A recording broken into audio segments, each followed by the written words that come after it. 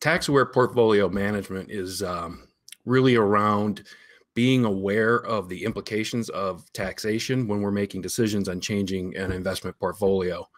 The goal is not to eliminate taxation, but to utilize legal strategies that we can defer, reduce, and or eliminate tax. But it's not our sole focus. The sole focus is managing the portfolio appropriately, but with taxation in mind.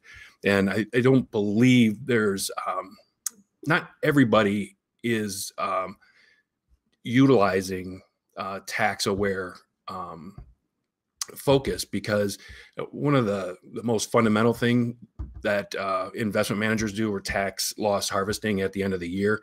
That is a way of being tax aware, but there's a lot more involved than just that.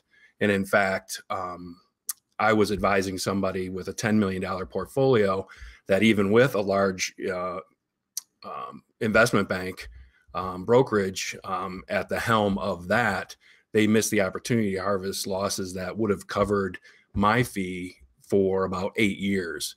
So with the larger portfolios, the implication with regard to dollars can be quite significant. Smaller portfolios, with the way the tax structure is right now, there could be very little, if any, difference whether you're aware or not. But when we get into the bigger portfolios, the implications are extensive. I have an investment policy statement that I put together with every client, and it lays out exactly what I do.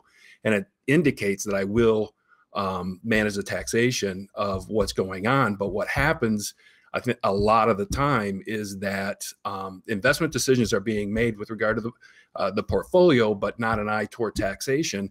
And at the end of the year, the 1099 just gets delivered to the client, who just gives it to the CPA. And it's rarely discussed what were the implications of the decisions that were made in the portfolio with regard to tax. And usually you just find out what your tax bill is. It all gets rolled up. Your accountant tells you, here's what you owe. And the question rarely gets asked, well, did I overpay in tax with regard to my investment portfolio? So unless you are tax aware, and I'm talking about being proactive about taxation with regard to the portfolio, oftentimes it just simply gets missed.